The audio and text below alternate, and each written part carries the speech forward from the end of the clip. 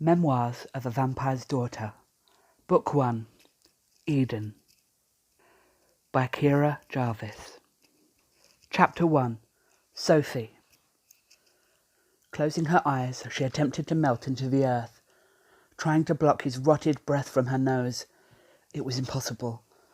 Its clawing, fetid stench seemed to invade every inch of her being.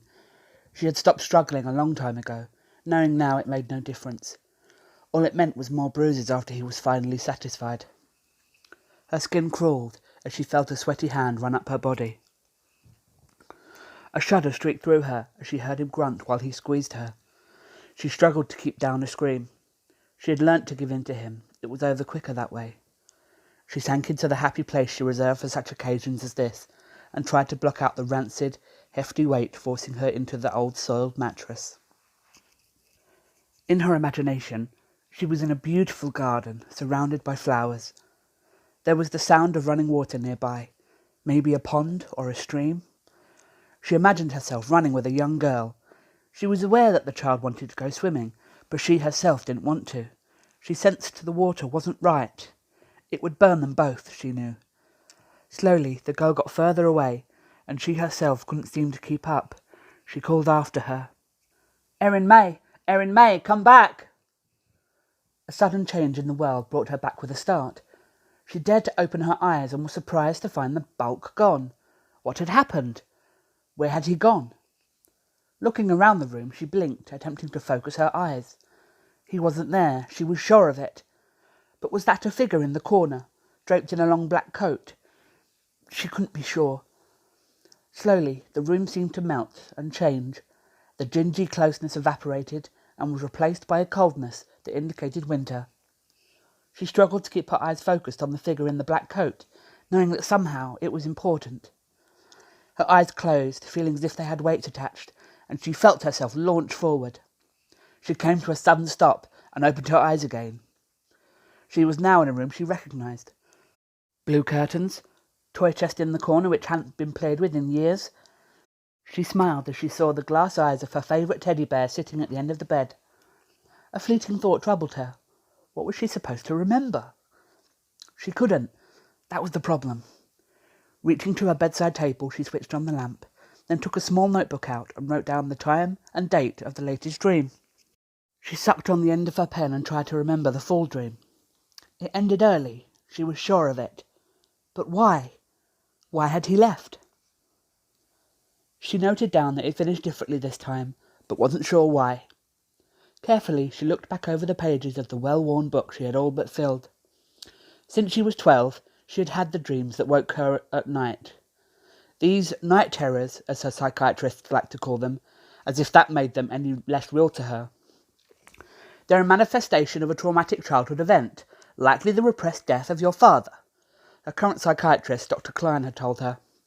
She just thought it was a lot of mumbo-jumbo designed to make it feel okay to dream about such terrible things.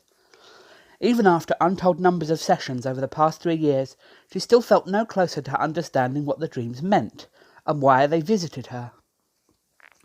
She had resigned herself to the expensive sessions that, as far as she could work out, were simply designed to keep track of the dreams that never changed. Dream diaries had been the latest trick in her doctor's arsenal. "I want to see what you dream and interpret what they mean," she had been told. But once the doctor had interpreted the first dream as a stress manifestation, that was it. Now she just had to go once a week and discuss the same dreams over and over again, as if this time some eureka moment would happen and the dreams would end forever. She sighed. Long ago she had resigned herself to a lifetime of revolving doctors and medications prescriptions. When it had first happened, soon after her 12th birthday, she had screamed the house down.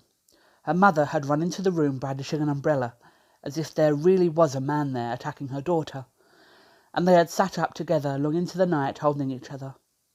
Barely she remembered this, yet it was one of her fondest memories of their relationship, even if it was darkened by the bad man, as he would later come to be known. Calling the image to memory never failed to make her smile. Remembering her mum, in hair rollers, shaking an umbrella in the middle of the night at an invisible man in her nightie. Carefully, she replaced the notebook and pen back into the desk, and lay in bed with her eyes open, thinking about what she was meant to remember. Quicker than she expected, she felt her eyes closing again. Reaching over to the lamp, she turned it off. As her eyes shut and she entered the world of sleep, she thought she saw a dark figure melt out of the shadows in the corner, wearing a long black coat. And as sleep took her, she swore she heard her name called. Sophie. Later that night, she was abruptly woken by a sharp pain in her neck. She flinched as she felt a palm slap against it. She lay there, shocked, taking a second to realise that she just slapped herself awake. She blinked and stifled a giggle as she realised the stupidity of it. The giggle stopped as she felt a tackiness on her fingers. The pain from before the slap sneaked up on her and made her wonder what it had been. She pulled her fingers away from her neck and looked at them in the moonlit room. There seemed to be a dark substance coating her outstretched hand, illuminated in the moonlight. Reaching with her other hand, she struggled to flip the switch for the lamp. The room suddenly exploded into light, which seemed to bore into her brain. She closed her eyes tight. Counting to 10, she opened them once again. They still burned, but not as bad as the initial onslaught. She focused her eyes and peered at her hand. Was that blood on them? She opened her eyes wider and screamed. Jean heard her daughter's scream from the bedroom. She bolted upright from sleep and was out of the room faster than any Olympic runner. Jean was used to Sophie's dreams, and in effect was used to waking at all hours of the night. This sounded serious, though, more than the usual nightmares. Finding herself in front of her daughter's door, she pulled the handle and flung it open, not caring about the ornaments she knocked from the shelves of the bookcase behind. And there she was, her precious Sophie, sitting on her bed, clutching her neck and screaming blue murder. She ran over to her daughter's bed and jumped on beside her, clutching her around the shoulders. "What's the matter, honey?" she asked, rocking her backwards and forwards. Sophie tried to talk, coughed, and tried again. The blood," she sobbed. Jean's brow wrinkled in confusion and noticed she was clutching her neck. "Let me see your neck, darling. It's okay. Mummy's here. He can't touch you now." She pried her daughter's fingers away from her neck and looked underneath, expecting a gaping wound by the way she was sobbing. She was taken aback by the slight scratch that was already healing. "It's okay, Sophie. It's nothing. Just a little scratch." She put her fingers under her daughter's chin and pulled it up so she was looking into her eyes. But the blood, the blood," she insisted. She looked down at her hand and her mother watched her physically relax. Sophie was relieved. It was just a dream after all. Jean didn't know what to do. Her daughter had never reacted to a dream like this before. And what of the scratch?